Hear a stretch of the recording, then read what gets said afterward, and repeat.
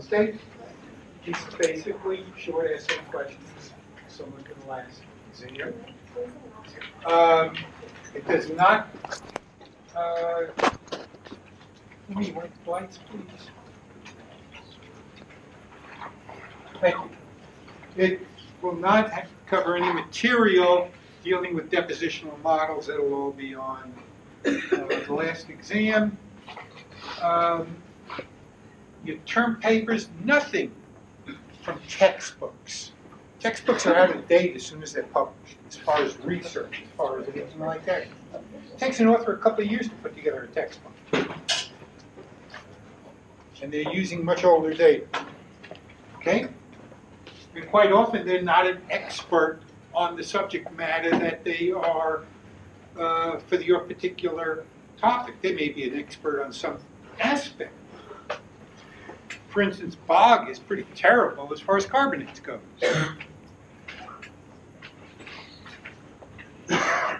Okay, so from a journal article, and I've had some queries about how many articles, minimum of 5 to 7, should cover. And it's only a 5-page basis. Remember, double space type section.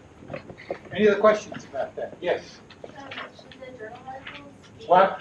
Should the journal articles be a certain age? Like, is it not a page? It's better if you have recent articles because they, in order to publish, you've got to be familiar with, really know the stuff that's been published previously.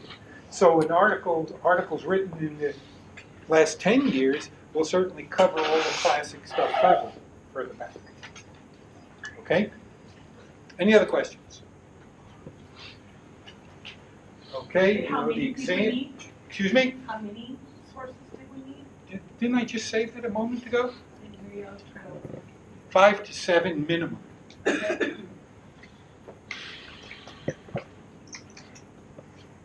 Exam Wednesday.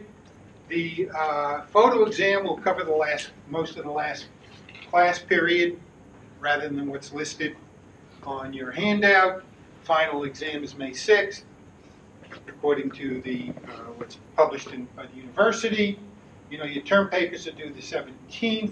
The carbonate sample lab, those specimens I gave out last week, the 22nd, and that thin section, all stuff.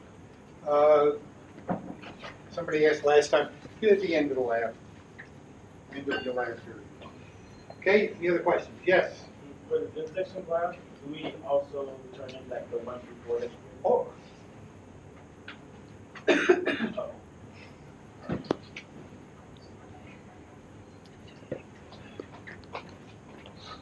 Okay, I was talking about alluvial fan sedimentation last time, and basically vegetation as far as into the deposit is very small. There is some that's preserved. I mean, there may be some vegetation on the fan, but it's in an aerobic environment, and so it tends to decay. Okay, the deposits generally coarse-grained sand and gravel, and so there's a lot of oxygen getting down into them, so a little bit of water and so on. Shell material is also relatively rare. Carbonate samples that may be washed down from the down fan from the outcrops can then be dissolved and redeposited as caliche, which is a carbonate surface deposit. We get desert varnish.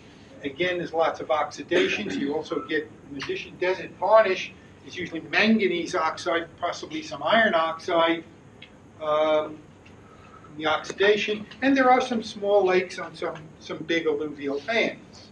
Okay, for instance, here's a typical shot of a fan in Arizona.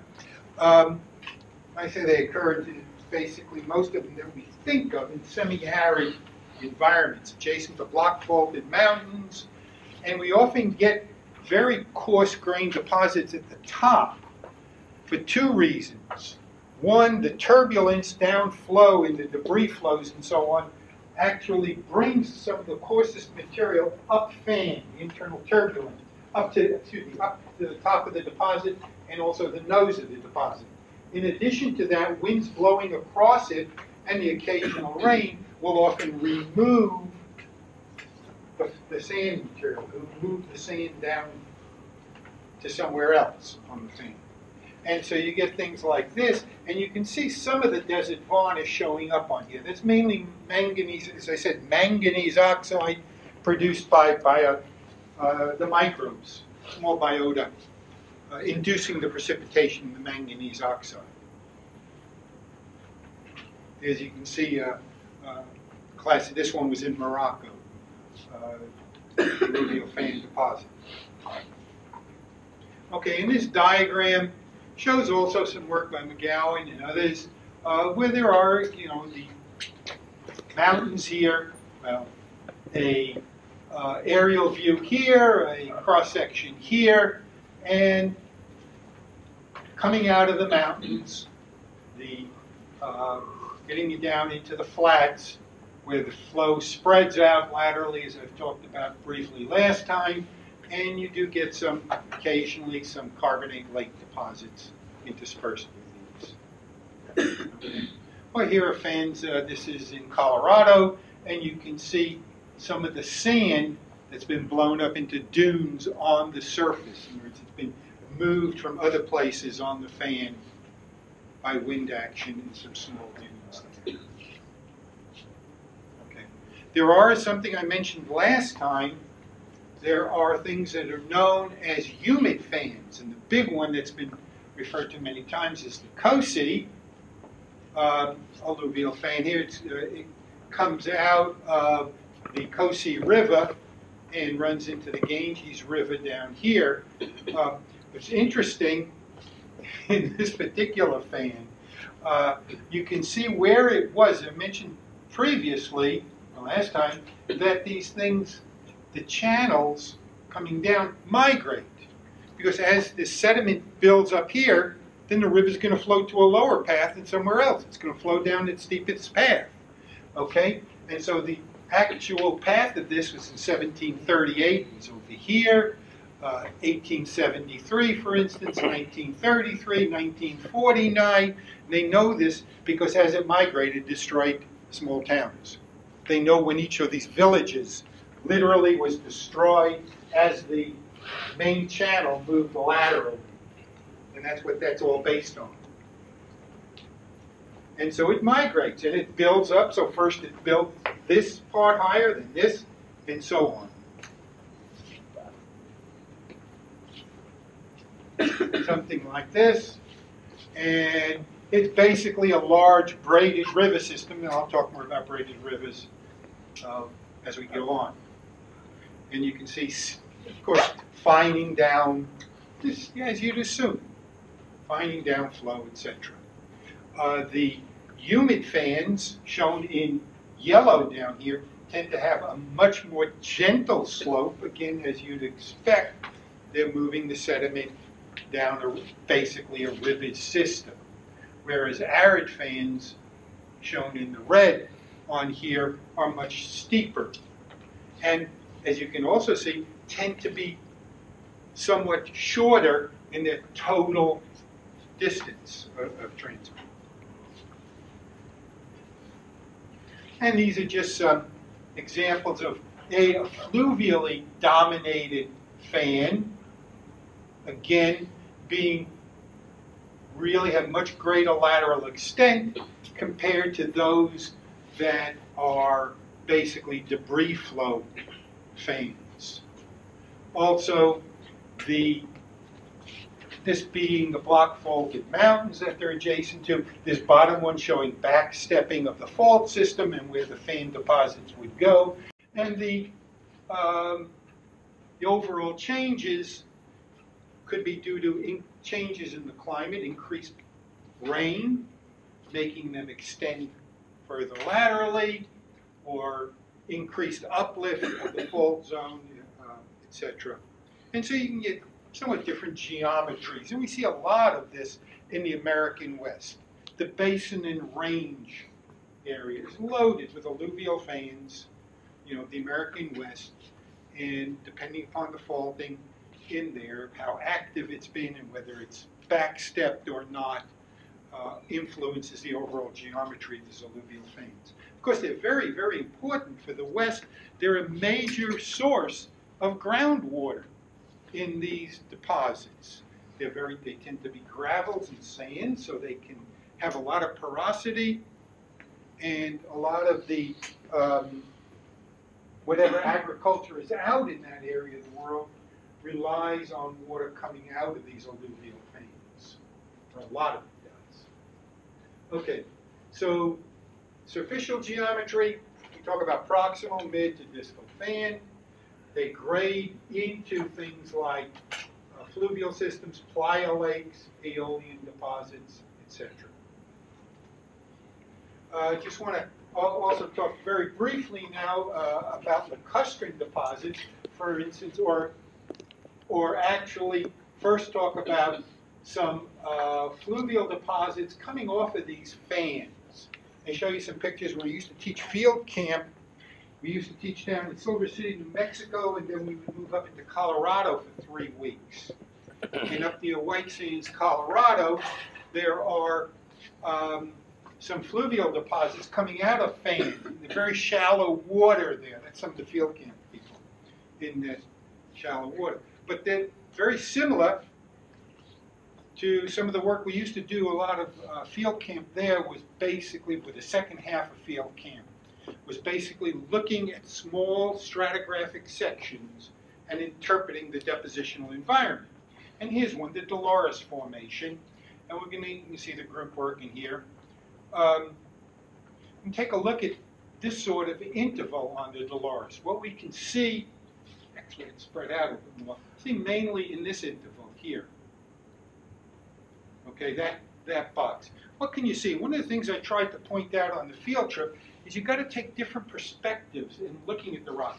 You know, move laterally as you're looking at it. What I'm going to do is show you some pictures now of this area, some taking from over way standing on this sort of angle, some standing on the other. For instance, what can you see in there? Well, there's a resistant unit and some, less resistant unit and so on. If we back off this way and now look at that, you can see, oh, look at that truncation. And look at it here.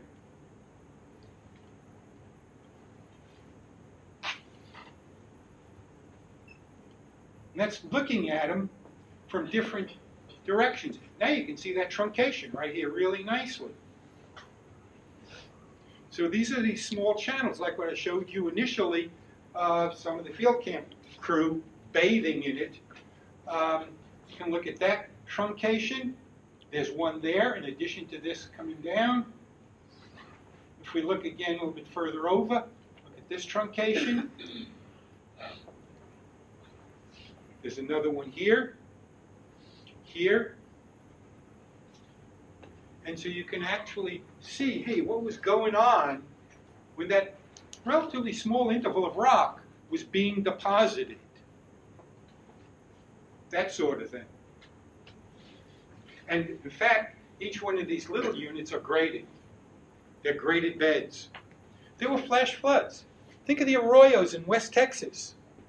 You know, how does stuff get deposited there? When you get some rain, flash flood coming down, very commonly we'll deposit graded beds in these arid areas. Okay? That would move then down to something like a playa, a temporary lake that dries up periodically. This is Death Valley, seen from their view. Again, here alluvial fans, mountains, block-folded mountains, playas after the rain, and actually Death Valley playa was really underwater this past spring, earlier in the spring. Heavy rains out there. But when it's not in between, those are all evaporites on the surface. In fact, there's some neat evaporites referred to as the Devil's Golf Course. Imagine where the ball is going to lie. And as I've mentioned previously, when we get those lakes as they're drying up, the stuff that is most soluble is going to be in the center. The stuff that's least soluble comes out first as the playa starts drying, as the temporary lake starts drying. They will start precipitating, and they will be the ring around it. This is Bryce National Park, and this is a similar type of deposit. And you can see the evaporites in these layers in the lacustrine deposits. Okay, very, very briefly, dealing with lacustrine deposits. Lacustrine deposits tend to have their finest material in the center. The coarsest material is around the border. It's wave action. Okay, that's where the highest energy is. And so they tend to have this sort of bullseye pattern in general, very general.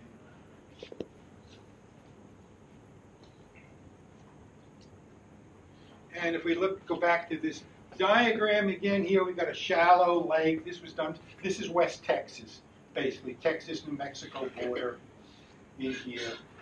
This was done for the tertiary deposits there. And where you would get fluvial deposits, stream-fed deposits coming in, we very commonly get something that's referred to as a Gilbert Delta, named after G.K. Gilbert, who was the first director of the U.S. Geological Survey, worked in Great Salt Lake and places like he did a major study in Great Salt Lake back in the 1800s. And basically a Gilbert-type delta, okay? Talking about where the water coming in and the water in the basin has the same density. And these are dominantly freshwater type deposits. I'll talk about other types of deltas a little bit on. You probably got a bunch of that from in stratigraphy. Anyway, mixing, get an axial jet mix, in other words, in 3 dimensions, and we tend to get the bed load deposited here, finer loads going down into the basin, and then some stuff, basically suspended loads gradually settling down, and we get what was in the very older literature thought of as the typical delta. We had a bottom set, foreset, top set type of deposit. No modern delta, except for some of these fluvial deltas, really have that sort of stratigraphy. In other words, this would be the bottom set, this would be the foreset, and this is the top set deposits in a Gilbert delta, where you're having freshwater into freshwater, the same density waters. We get that sort of thing shown up here. Now, most lakes are temporary. The temporary features, they basically will fill in from the sides. They're due to a damming effect, whether it's a resistant, some resistant layers or something are acting as a natural dam. And so sedimentation from the inflow takes place and it gradually starts filling it. And then at the top you get the vegetation, this sort of real shallow stuff building in over. And so they are ephemeral features in time. So the up-dip sand bodies that I'm just very quickly going over, we'll spend a lot more time on those further down. The alluvial fans, lakes and pliers. Lakes and pliers are relatively minor in most cases in the geologic record, although there are things like the Green River, for instance, which is a major lacustrine deposit in Utah, Colorado area. Sand dunes, I spoke about sand dunes a little bit earlier in the semester. We talked about the types of deposits on them. Again, I'm not going to go into great detail, just show you a few pictures I showed you before and a little bit more about that. Okay.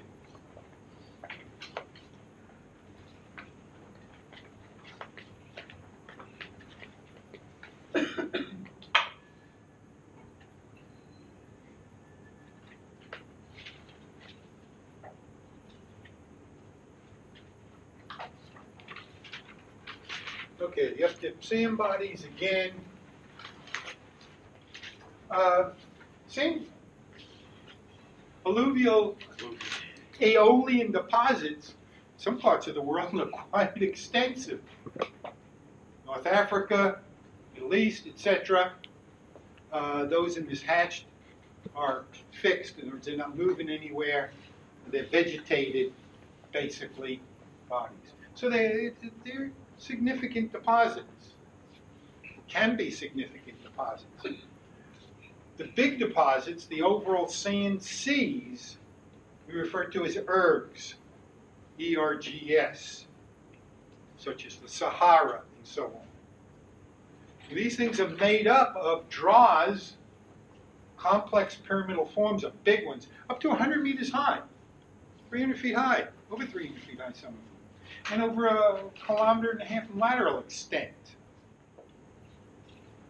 Okay? It can be huge, the dry areas also, the wavelength between them. For instance, we can see them from satellite figures. You can see these star shape, basically, on a bunch of these. Or from the empty quarter in Saudi Arabia, these big linear dunes. Okay? Now, most of the desert area in the U.S. is basically alluvial fans. Very small percentage of sand seas. But internationally, alluvial fans form a very small percentage, and these big sand seas, like the Sahara, or like in central Australia, are basically sand seas. Now, most deserts, what we see are these big longitudinal dunes, those that basically are aligned with the wind direction, longitudinal. But what we see in the rock record are mainly the transverse dunes. That is, those that built across the wind direction. It may be that the longitudinals were sitting on top and they're eroded. Oh no.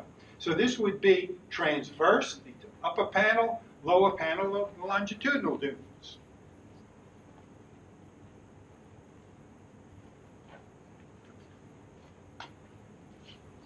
And I throw this in just to let you know some idea as to how thick some of these are. For instance, the Navajo sandstone, that is all aeolian. It's up to 700 meters thick.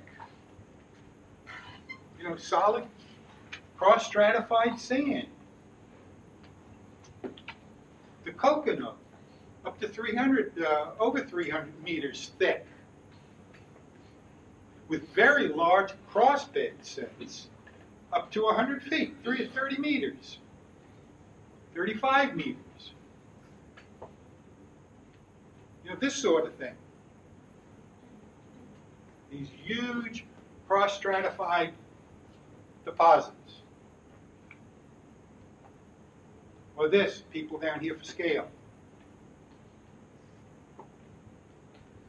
Okay, how would you recognize dunes in the rock record? Regional geology. Because some people have maintained that some of the big, shallow marine sand deposits are really now analog for some of these big cross-stratified dunes. But anyway, lack of marine fauna. Yeah, marine fauna in there. It's not going to be aeolian.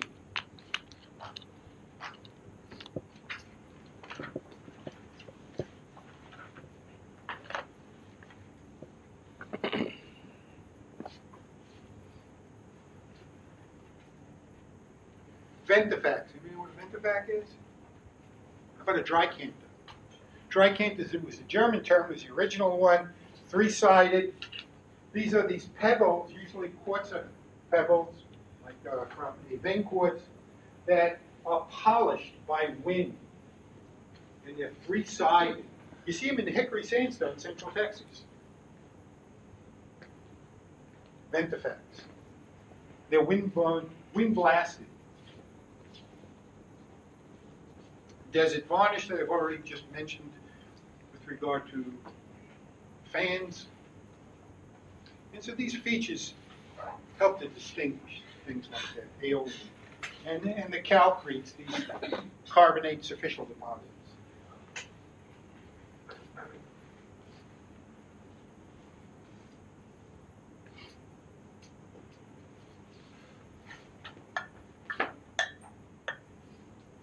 Okay.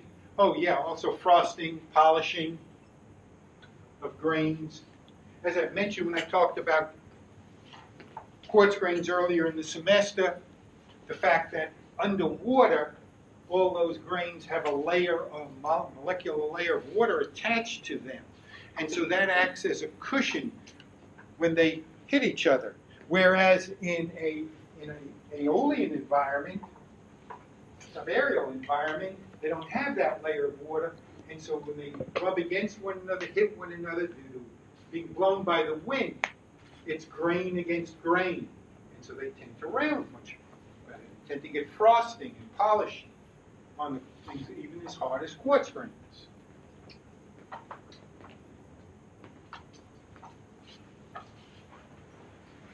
Okay, so I've moved very quickly from up here with alluvial fans and some of the features associated with them, some very briefly about lacustrine deposits, et cetera, et cetera. We'll start moving down. A steeper slope going down the fluvial system. And we start down the coarse grain braided, fine grain braided, and then meandering river systems.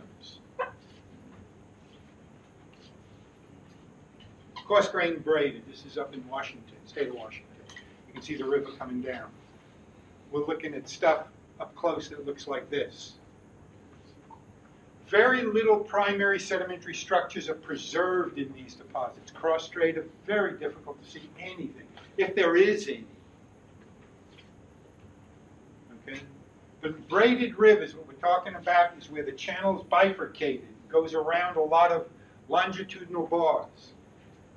Longitudinal, long dimension, parallel to the stream, as compared to transverse bars that we'll talk about in a minute.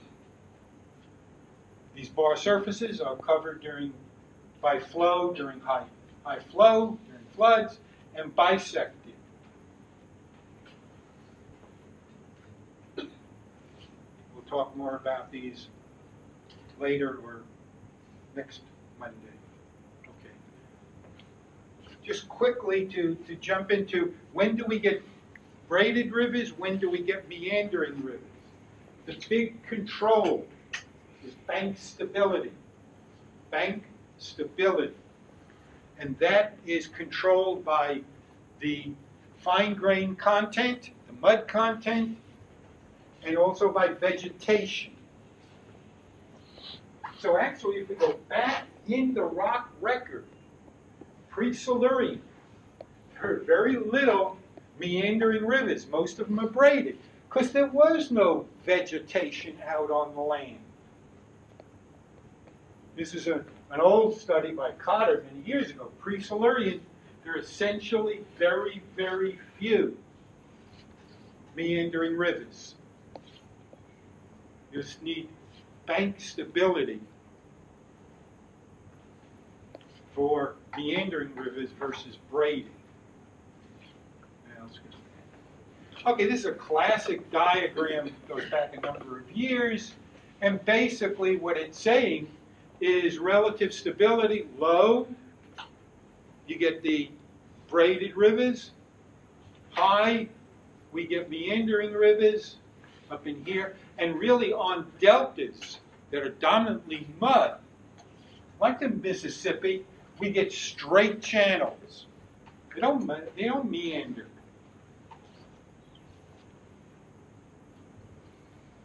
So braided down here with relative stability again being low, high stability,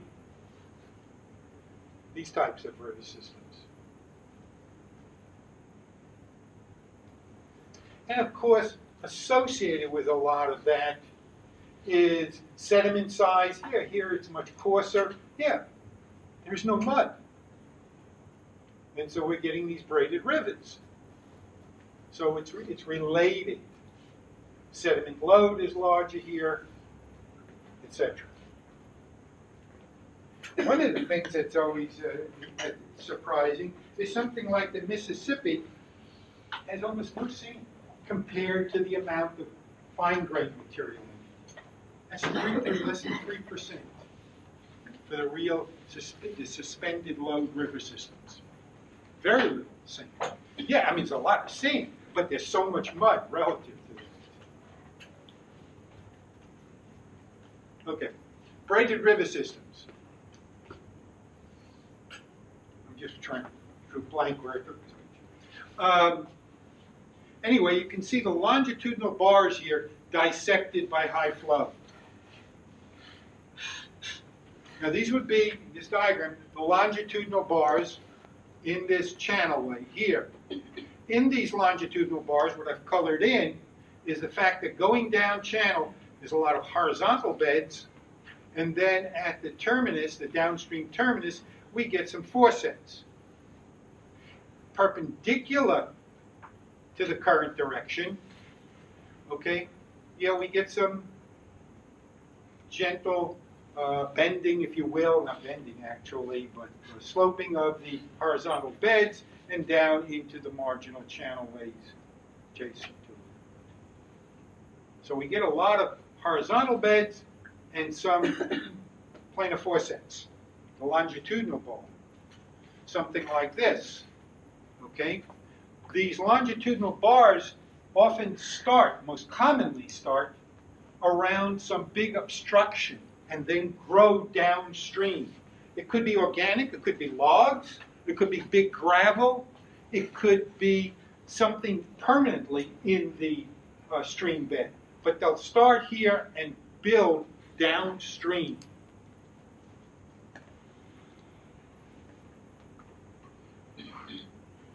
Stuff like this, real coarse. Okay. Then adjacent to the longitudinal bars are the transverse bars. And they tend to be basically trough cross stratified. And some of the planar foresets too. Downstream. Okay, there's an interesting study looking at these, looking at the Platte River coming out of Colorado. South Platte, North Platte joining in Nebraska, I believe it is, and going down. But up here in the Denver area, dominantly longitudinal bars. As one moves downstream, downflow, as grain size is getting finer, as it is getting better sorted, you get both longitudinal and transverse bars. Further down, we're getting transverse bars. This is, I'm showing this because this is a way of saying, going back into the rock record and looking at changes in the depositional package and saying, hey, where's it coming from? How far downstream are we? What's going on? So we can look at this, and you can see that the going downstream, a distance of 600 miles along the Platte River, basically standard deviation, okay, getting much more, you know, the grain size is getting pretty much the same grains, a smaller distribution of grain sizes. It's getting better sorted as we go downstream. Grain size is decreasing downstream. From gravel average, minus 1.5 phi units, into the fine sand size as you're going downstream. 2.5 phi downstream. So we see these changes. We see the same thing in the average grain size of the longitudinal bars upstream. Okay, greater standard deviation, greater spread of grain sizes. The transverse bars, better sorted, finer grain, and so we see these changes. Proximal longitudinal bars dominate. As you go downstream, transverse bars take over. And the sedimentary structures. From the longitudinal, we get horizontal beds. From the, basically from the transverse, we're getting planar cross stratification increasing. So we see that sort of thing. We see these changes in these streams. Now, another thing that we see in this, in the longitudinal bars, okay, if you look at the average grain size, it's a very blocky pattern. And the transverse bars also. Whereas this would be real fine grained at this side. This is coarser grained over here. Coarser grained, finer grained. In other words, it's dominantly sand. This is distinctly different. I'm going to go into the very standard fine grained meander belt that shows the fining upward pattern.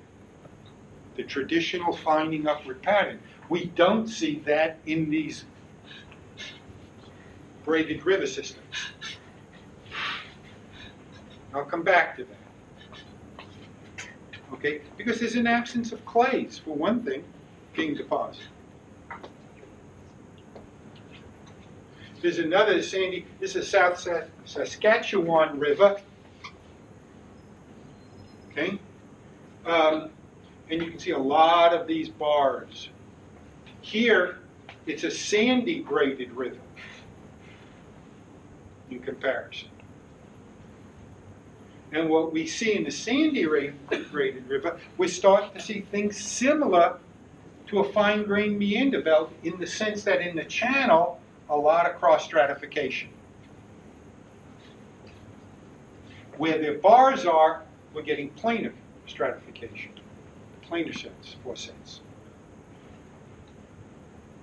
So that in the strictly channels, a lot of trough cross stratification, fining upwards. In the sand flats, yeah, overlying the channels, which are the similar, okay, but then we get this planar 4 sets in this sort of situation.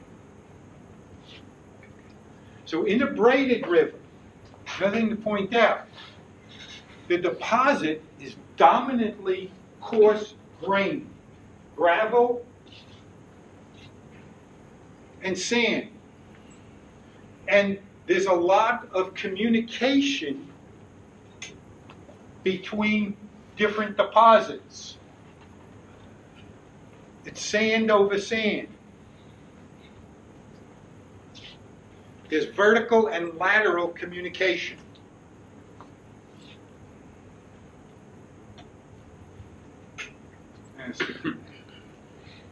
Certainly in this sort of system. Okay.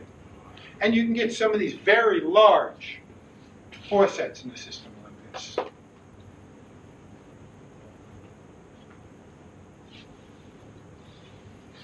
Okay, this is the San Bernard River or off of I-10. Used to take class groups out here. Notice the surface is all covered in gravel. And this is a braided reach. And it's braided because it's flowing in previous sand deposits. So it can cut laterally into them very easily. Other places, the San Bernard River is meandering, where it's cutting in overbanks in the fine. Again, this is pointing out, you know, it depends on bank stability. Where it's cutting into previous sand, it can readily cut laterally. No, very low bank stability, and so we get braided reach of the deposit. And this is what it looks like when you dig a small trench into that thing. Well, this, basically planar 4 sets. And if you go back, and the gravel on top here is a lag gravel. There was some gravel that was deposited with the sand, and then some of the sand was removed by wind. It was blown away. And so what you got left is this lag of gravel. So again, we get lateral and vertical packaging of the coarse-grained material. We go into now the fine-grained meander belt, as this block diagram is pointing out. You get isolated sand bodies. Oh, occasionally there is communication. One channel deposit will cut into a lower one, a previous one, as this meanders, migrates back and forth. The black stuff here is all clay. It's all fine-grained material in this typical pattern. Something I'll talk about maybe in a few minutes, avulsion. Okay, so you can see the difference basically between the fine-grained meander belt, the Brazos, the Mississippi, et cetera, and the meandering river system. Aerial shot showing meandering system. We're very close to a neck cutoff there. This is the Brazos out near Richmond, and you can see the point bars, the undercut bar, point bar. This is the Yukon Delta,